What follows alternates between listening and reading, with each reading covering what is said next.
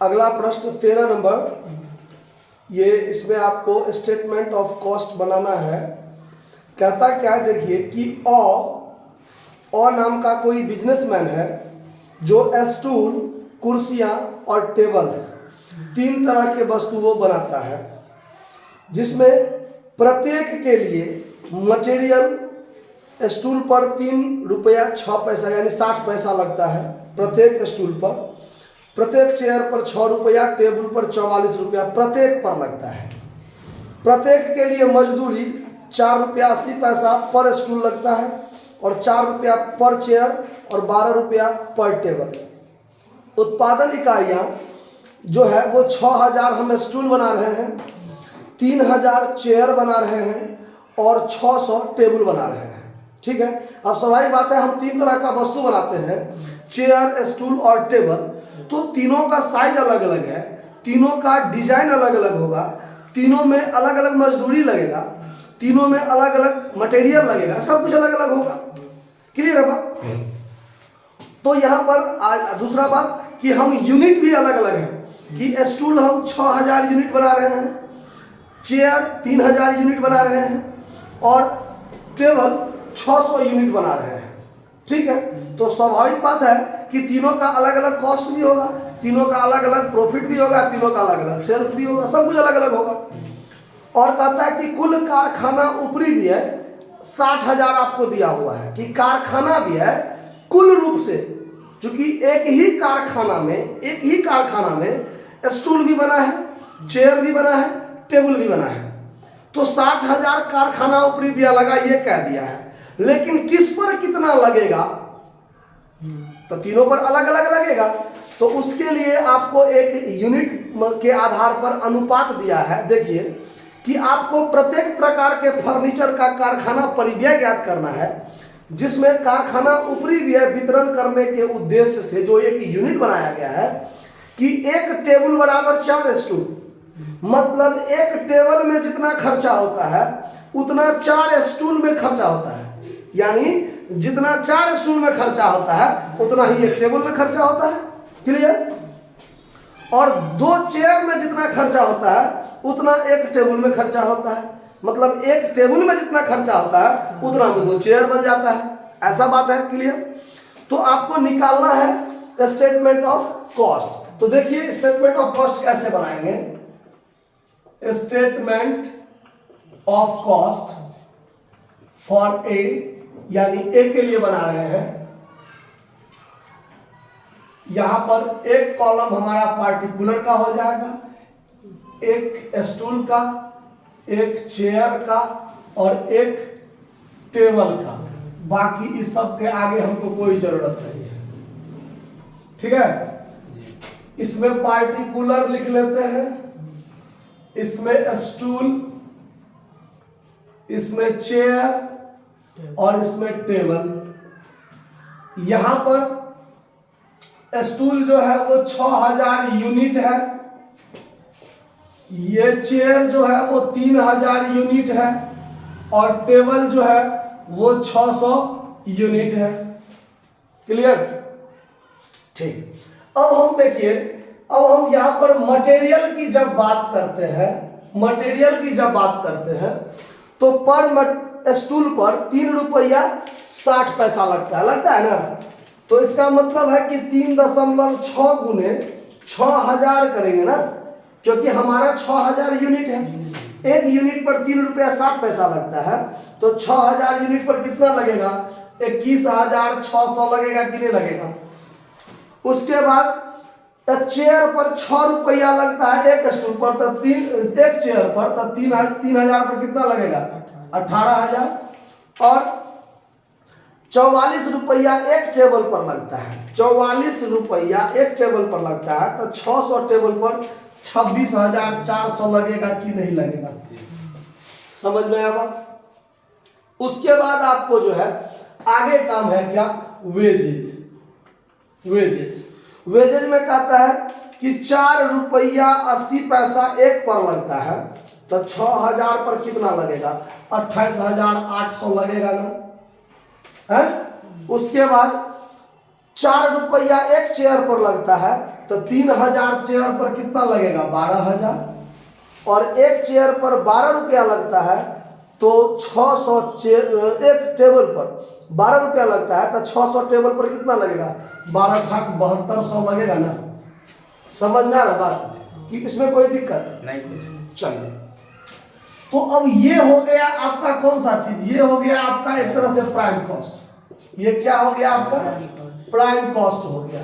इसको जोड़ दीजिए तो 8 6 14 के 400 हाथ में 1, और 8 1 9 1 10 के 0 हाथ में 1, 2 2 4 1 5। ये हो गया 30,000, और ये हो गया 600, और 26 और 7 मिलाकर 33।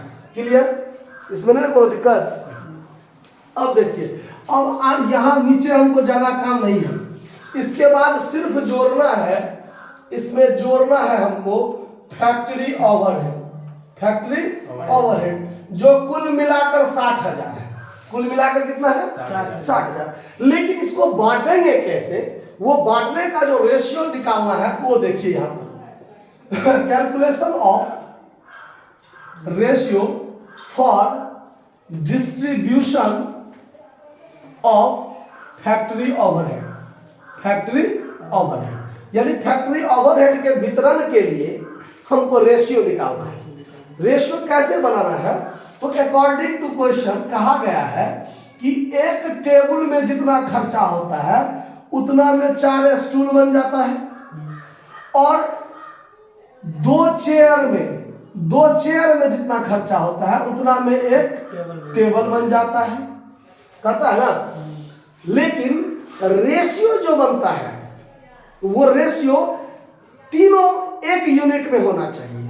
तीनों एक यूनिट में, मतलब या तो टेबल को भी चेयर बना लीजिए रेशियो के आधार पर। ऐसा नहीं है कि टेबल को हम चेयर बना देंगे काट फट के, ऐसा नहीं। मतलब हमको रेशियो निकालना है, तो अनुपात जो होता है वो सजातीय होता है। क्या होता है? सजातीय। मतलब एक जाति में सब होना चाहिए तब अनुपात बनेगा, ऐसे में अनुपात नहीं बनेगा। तो अनुपात बनाने के लिए ध्यान रखिएगा, ये 2 आधार दिया हुआ है ना, तो दोनों आधार के लिए कॉमन क्या है? दोनों में कॉमन क्या है? टेबल। दोनों में कॉमन क्या है? टेबल। यानी टेबल अपने फॉर्म में रहेगा, स्टूल और चेयर को हम टेबल के फॉर्म में व्यक्त करेंगे। किस में व्यक्त करेंगे? टेबल के फॉर्म में व्यक्त करेंगे। तो कैसे? अब देखिए, हम यहां पर कैलकुलेशन करते हैं। यहां लिखेंगे चूंकि 4 स्टूल बराबर 1 टेबल है ना, 4 स्टूल बराबर 1 टेबल है, तो 1 स्टूल बराबर 1/4 टेबल होगा कि नहीं होगा? होगा ना। और हमने कितना स्टूल बनाया है? 6000। तो 6000 स्टूल बराबर 1/4 गुने 6000 करेंगे ना, उतना टेबल होगा कि नहीं होगा? काट देंगे तो कितना टेबल निकलेगा? 1500 टेबल। यानी कि 6000 स्टूल बराबर 1500 टेबल। यानी जितना 1500 टेबल में खर्चा होगा उतना में 6000 स्टूल बन जाएगा, बनेगा ना। यानी दोनों एक बराबर खर्चा होगा ना दोनों में। ठीक। अब ऐसे ही अगला काम यहां करते हैं। देखिए, चूंकि 2 चेयर बराबर 1 टेबल, तो यहां पर 2 चेयर बराबर 1 टेबल, इसीलिए 1 चेयर बराबर 1/2 टेबल होगा ना। और हम कितना चेयर बना रहे हैं? 3000 चेयर। तो 3000 चेयर बराबर 1/2 गुने 3000 टेबल होगा कि नहीं होगा? ठीक है। तो यहां पर कितना टेबल हो गया? 1500 टेबल। मतलब चूंकि क्या, अब तो क्लियर हो गया कि 3000 चेयर बराबर 1500 टेबल। 1500 टेबल, ये भी हमारा क्लियर हो गया। और टेबल तो ऑलरेडी टेबल है ना। अब देखिए, हम यहां पर रेशियो फॉर्म कर रहे हैं, रेशियो बना रहे हैं। हमने 6000 स्टूल बनाया, अनुपात हम 3000 चेयर बनाया, अनुपात 600 टेबल बनाया।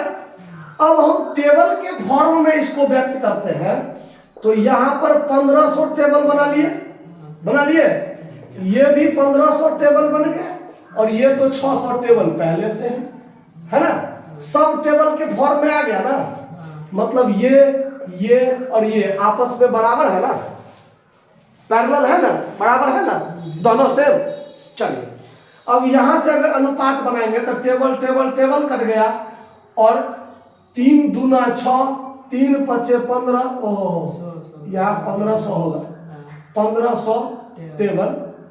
तो 300 दूनी 600, 300 पचे 1500, 300 पचे 1500, यानी 5 के मतलब 300 से हम तीनों को काटे हैं, तो अनुपात क्या निकला, 5:5:2। यानी इस अनुपात में जो हम इस फैक्ट्री ओवरहेड को बांट देंगे तो सब में अपना अपना खर्चा निकल जाएगा। तो 5:5:10:2 12, 12:5 60, 5000, 25,000 इसमें खर्चा हुआ, 25,000 इसमें खर्चा हुआ, और 10,000 इसमें खर्चा हुआ। समझे बात? 5:5:2 अनुपात में बांट दिए। अब इसको जब हम जोड़ देंगे तो यहां जो निकलेगा हमारा क्या निकलेगा, टोटल कॉस्ट या वर्क कॉस्ट, क्योंकि आगे तो कोई बात दिया नहीं है, ऑफिस ओवरहेड या फैक्ट्री सेलिंग ओवरहेड ऐसा कोई जिक्र नहीं है।